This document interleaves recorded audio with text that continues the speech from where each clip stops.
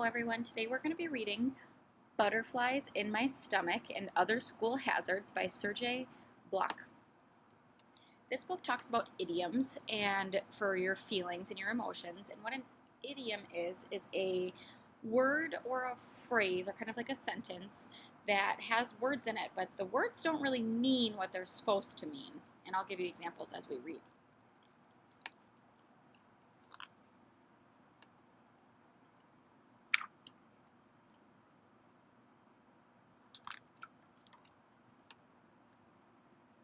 On my first day of school, my mother said I got up on the wrong side of the bed.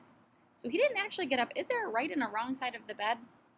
No, there's not. So that just means you woke up kind of in a bad mood, a little bit crabby. Maybe feeling in the blue zone, still tired, or maybe in the red zone, a little bit crabby and angry.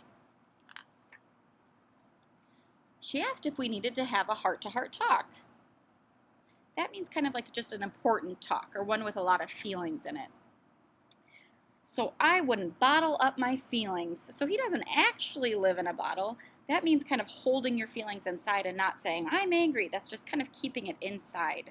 We don't want to do that. Otherwise, we might have really big emotions later. As I left the house, Dad told me to put my best foot forward. Do we have a best and a worst foot? No, that just means try and have a good day and do your best. On the way to the bus stop, my sister said that on her first day of school, she had butterflies in my stomach. I think I have them too. So there's not real butterflies living in your tummy. That means you might just have a little bit of a tummy ache, or your stomach might feel a little bit weird. You might be a little blue zone, feeling a little bit sick, or you might be yellow zone, feeling nervous. Then she told me to hurry up because we'd be in a real pickle if we missed the bus. I think in a pickle. That means we would probably be in trouble if we missed the bus.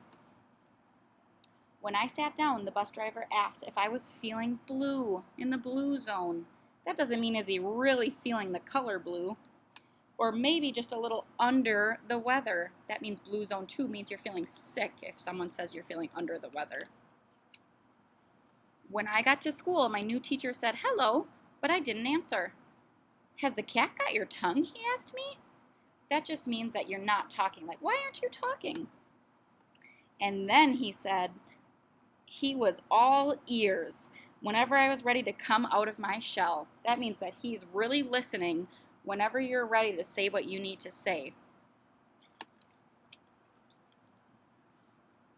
He read us a funny book. The kid next to me said he was laughing his head off. Look at his head popped off. That doesn't really happen. That just means he's laughing really hard. Maybe he's yellow zone, kind of losing control of his body and being silly. Our teacher told him to zip his lip and hold still. That means to be quiet. Even though he had ants in his pants, that means he's feeling really excited, yellow zone. The teacher said that if he didn't settle down, he'd have to talk to the principal because she was the big cheese. That just means that they're important and they can make the rules. In gym class, I kept dropping the ball, and the gym teacher said that if I ever wanted to be a top banana in sports, I have to really practice. That means if you ever want to be a really top player, really good at what you do. Soon it was time to eat. Why the long face? The school cook asked. That just means, why is your face looking sad? Maybe she notices that he's looking in the blue zone. Then she told me not to worry so much because we were all in the same boat on the first day of school. That means it's everyone's first day of school, so everyone might be feeling that way. I went out to play, but then a teacher said we had to go back inside because it was about to start raining cats and dogs. Have you ever heard anyone say that, raining cats and dogs? That means it's raining really hard outside. I peeked out the window, hoping to see my dog, Roger. No luck. During library time, the librarian told us that she loved getting lost in a book, and that we would too. That means that you really like that book, and you only are thinking about that book. When you read, she said, the world is your oyster. That means there's a lot of opportunities. When you read, a lot of things that can happen. Your brain can think about a lot of different things. She said, We could take some books home, but if we lost them, we'd be up a creek without a paddle. That means we would be in trouble. I asked her if she had any stories about a boy who misses his dog. She told me I was an open book and that it was fine to wear my heart on my sleeve. That means that I usually say what's on my mind. If you're an open book and your heart on my sleeve means that everyone usually knows how you're feeling. But when I asked her if I could bring Roger to school with me tomorrow, she told me not to open that can of worms. That means that's a big problem that we don't have time to talk about right now. I was starting to get a headache, so the librarian sent me to see the school nurse. The nurse let me lie down. He must be feeling in the blue zone if he's feeling under the weather, feeling sick like we talked about. She said she could see that school wasn't really my cup of tea. Someone says that's not really my cup of tea, that means I don't really like it, or it's not my favorite thing. I gave her a funny look and she said, "It's only your first day. Don't worry the baby out with the bathwater, or don't throw the baby out with the bathwater. That means don't worry about it, it's okay."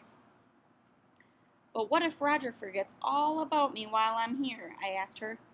Let's just cross that bridge when we come to it, she said. That means don't worry about it until it actually happens. Sometimes that happens when you're a little bit nervous or a little bit stressed out about something.